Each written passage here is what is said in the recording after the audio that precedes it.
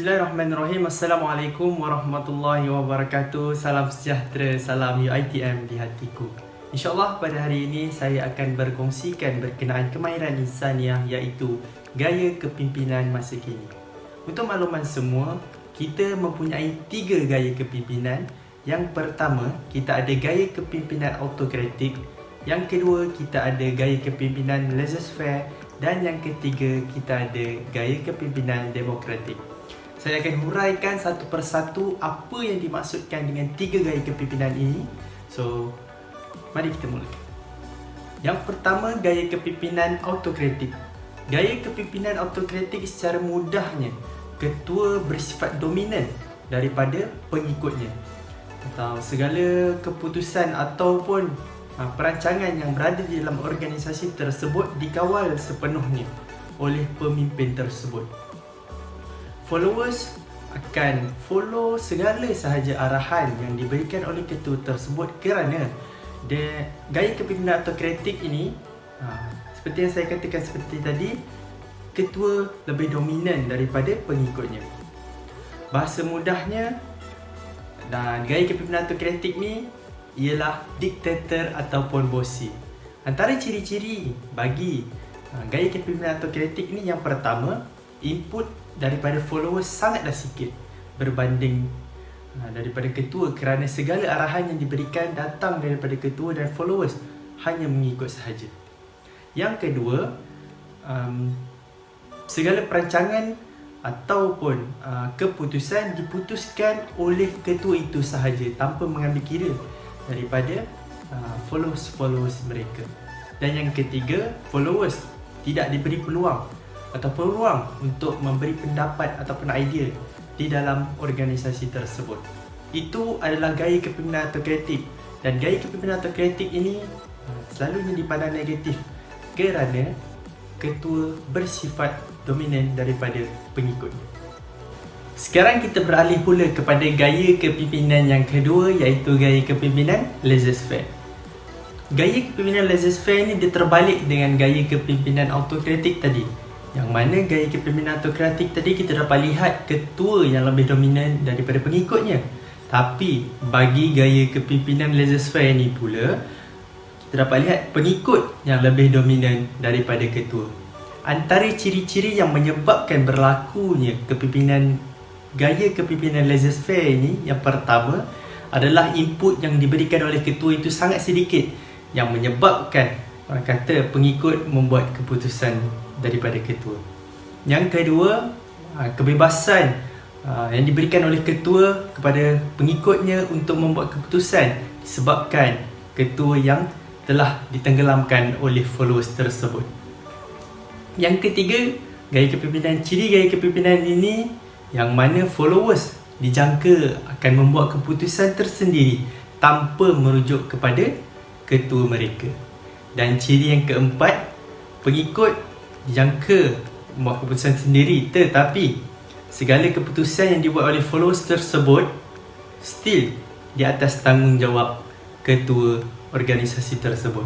So kita dapat lihat gaya kepimpinan autokratik dan laissez-faire ini adalah bertentangan antara satu sama lain. Baiklah, kita pergi kepada gaya kepimpinan yang terakhir, iaitu gaya kepimpinan demokratik. Malaysia adalah sebuah negara yang demokrasi yang mengamalkan gaya kepimpinan demokratik ini. So, kita dapat lihat gaya kepimpinan demokratik ini adalah di mana ketua dan pengikut saling bekerjasama untuk membuat keputusan dan perancangan sebuah organisasi tersebut yang mana untuk mencapai satu tujuan yang sama. Gaya kepimpinan demokratik ini adalah gaya kepimpinan yang sangat berkesan dan membawa kepada produktiviti yang sangat tinggi. Ia juga memberi sumbangan yang lebih, orang kata, kepada organisasi tersebut yang kerana melibatkan pengikut dan ketua yang saling berbincang antara satu sama lain. Ini juga gaya kepimpinan yang dapat memupuk semangat kerjasama di dalam sesebuah organisasi tersebut yang akan memberi kesan yang tinggi atau impak yang tinggi kepada keputusan yang akan diberikan nanti. Antara ciri-ciri bagi gaya kepimpinan demokratik ini, yang pertama, ahli kumpulan digalakkan untuk berkongsi idea, terutamanya semasa membuat keputusan yang memerlukan jawapan. Antara ciri-ciri bagi gaya kepimpinan demokratik kita dapat lihat yang pertama, gaya kepimpinan ini menggalakkan ahli persatuan untuk berkongsi idea antara satu sama lain, terutamanya di kalangan ketua dan juga pengikut, bagi mencapai satu keputusan yang terbaik bagi organisasi tersebut. Kedua pula, kita dapat lihat ahli kumpulan akan rasa sangat dihargai kerana segala idea dan juga pendapat yang diberikan oleh mereka diterima oleh pihak ketua mereka.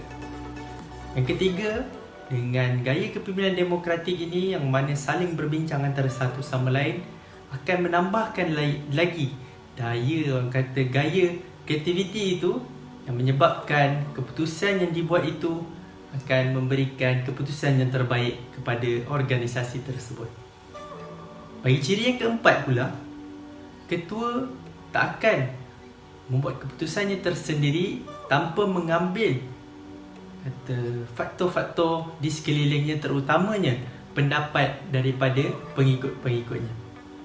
Dan ciri yang kelima, dapat lihat ketua ini sebagai pemudah cara sahaja bagi sesebuah organisasi itu untuk mencapai objektif yang diminta dan untuk membuat keputusan atas segala perbincangan yang telah dilakukan. So kita dapat lihat gaya kepimpinan demokratik ini adalah gaya kepimpinan yang positif, yang mana akan memberikan impak yang tinggi di atas keputusan yang akan diberikan nanti. Sedikit tambahan daripada saya, antara faedah daripada kepimpinan demokratik ini, yang pertama, followers akan berasa sangat diperlukan dan termotivasi atas kepimpinan demokratik ini kerana mereka diperlukan di dalam sebuah organisasi itu. Yang kedua, kita dapat lihat dengan adanya gaya kepimpinan demokratik ini akan wujudnya kerjasama yang sangat jitu antara ahli pasukan tersebut. Dan yang ketiga, kita dapat lihat akan berlakunya interaksi dua hala antara satu sama lain, terutamanya di kalangan ketua dan juga pengikutnya. Akhir kata daripada saya, kita dapat lihat 3 gaya kepimpinan yang ada pada masa kini, iaitu yang saya kata tadi, gaya kepimpinan autokratik, gaya kepimpinan laissez-faire dan gaya kepimpinan demokratik. So anda sebagai seorang pemimpin, masa hadapan, fikirkanlah gaya kepimpinan mana yang sesuai, yang perlu ada pada diri anda. Itu saja daripada saya. Sekian, wabillahi taufiq wal hidayah. Wassalamualaikum warahmatullahi wabarakatuh.